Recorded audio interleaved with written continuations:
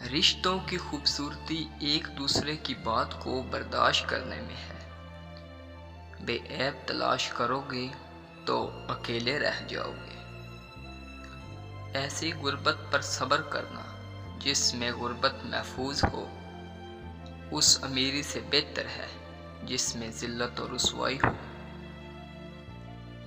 दोस्त को दौलत की निगाह से मत देखो, वफा करने वाले दोस्त अक्सर गरीब होते हैं। इंसान के किरदार की दो ही मंजिलें हैं, या तो दिल में उतर जाता है या फिर दिल से उतर जाता है। जो तुम्हारे गुस्से को बर्दाश्त करे और साबित कदम रहे, वो तुम्हारा सच्चा दोस्त है।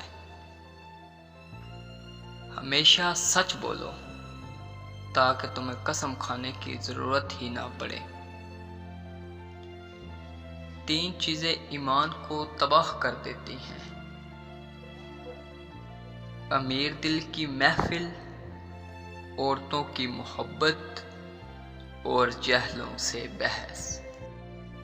दोस्तों, मज़ीद ऐसी वीडियो देखने के लिए हमारे चैनल को सब्सक्राइब करना ना भूलें।